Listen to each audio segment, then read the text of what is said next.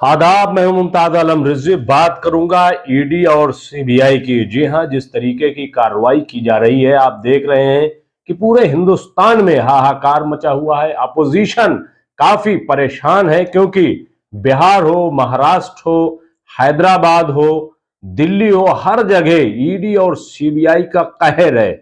दरअसल जो सरकार में है उसका कहना यह है कि ये तमाम लोग भ्रष्टाचारी हैं, बदउनवानी कर रहे हैं और इसलिए इनको बख्शा नहीं जाएगा, न खाने दूंगा न खाऊंगा।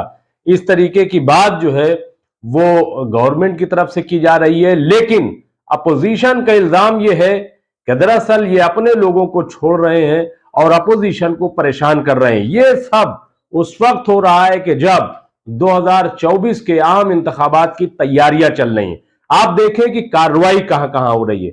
दिल्ली में आपने देखा कि किस तरीके से दिल्ली के उप मुख्यमंत्री और आम आदमी पार्टी के सीनियर लीडर मनीष सिसोदिया के खिलाफ न सिर्फ ये कि सीबीआई ने कार्रवाई की, बल्कि अब ईडी की भी कार्रवाई शुरू हो गई और कल ईडी ने गिरफ्तार करके उन्हें पेश किया और 7 दिनों की रिमांड पर ले लिया और 17 तारीख तक अब ईडी की रिमांड पर मनीष सिसोदिया रहेंगे, जिस पर खुद दिल्ली के मुख्यमंत्री अरविंद केजरीवाल ने नाराजगी जाहिर की और यह कहा कि दरअसल मोदी जी जो है वो अपने आप को भगवान समझ रहे हैं, लेकिन यह बहुत दिन तक चलने वाला नहीं है।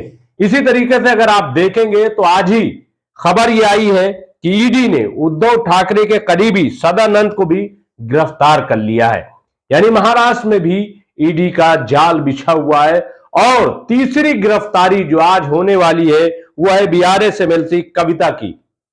जी हां, उनको भी आज गिरफ्तार किया जा सकता है, ईडी उन्हें भी गिरफ्तार कर सकती है। और लालू के घर पर तो मुसलसल जमीन के बदले नौकरी के मामले में छापेमारी चल रही है। कल तकरीबन 9-10 मकामात पर छापेमारी हुई, लेकिन लालू का कहना यह है कि हुकूमत कुछ भी कर ले, लेकिन उसके सामने हम घुटने टेकने वाले नहीं हैं, हम उसका जवाब देंगे। तो ये तमाम जो अपोजिशन के खिलाफ कार्रवाई हो रही है, इसमें तो एक बात तय है कि अगर यही सूरत हाल रही तो आने वाले दिनों में ये तमाम अपोजिशन पार्टियां मुद्दहित हो सकती हैं।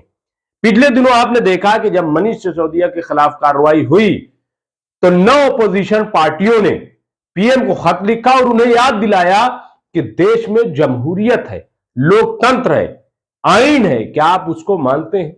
और अगर मानते हैं तो फिर सिर्फ अपोजिशन के खिलाफ यह कार्रवाई क्यों इंतकामी कार्रवाई की जा रही, क्यों बदले के भावना से यह कार्रवाई हो रही है, क्यों एजेंसियों का नाजायज इस्तेमाल किया जा रहा है, यह इल्जाम लगाया था। लेकिन अभी सिर्फ अपोजिशन की 9 पार्टियां ही साथ आई हैं। लेकिन ऐसा कहा जा रहा है, माहिरीन का यह कहना है कि अगर यही सूरत हाल रही और अपोजिशन के खिलाफ इसी किस्म की कार्रवाई होती रही तो आने वाले दिनों में पूरे मुल्क का जो अपोजिशन, पूरे मुल्क की जो अपोजिशन पार्टियां हैं वो सब एक साथ खड़ी हो सकती है। और अगर पूरे मुल्क की एक साथ पार्टियां खड़ी हो गई जो अपोजिशन में है तो इससे बीजेपी को एक बड़ी टक्कर मिल सकती है। जी हां, आपने देखा होगा कि अभी जैसा कि मैंने बताया कि न सिर्फ ये कि बिहार बल्कि महाराष्ट्र और अब हैदराबाद, दिल्ली, तमाम जो है वो ईडी और सीबीआई की कार्रवाई चल रही है। लेकिन अभी भी ये देखने में मिल रहा है कि कांग्रेस कहीं अलग थलग नजर आ रही है, बीएसपी अलग थलग नजर आ रही है और एनसीपी का भी रवैया अलग है।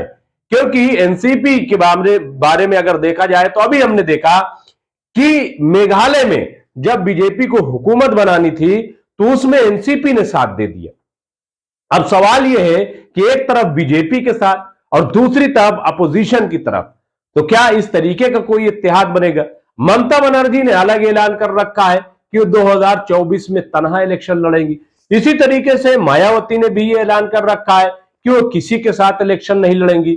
लेकिन ये जो प्रेशर बन रहा है, ये जो सियासत का एक नया रूप सामने आ रहा है, उसमें कुछ भी हो सकता है। उसमें 2024 के आते आते तमाम अपोजिशन एक साथ खड़ी हो सकती है, ऐसा माहिरीन का कहना है।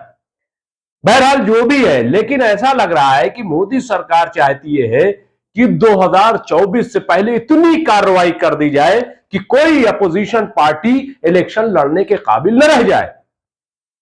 अब देखना यह है कि ऐसी सूरत में अपोजिशन क्या रास्ता निकालता है।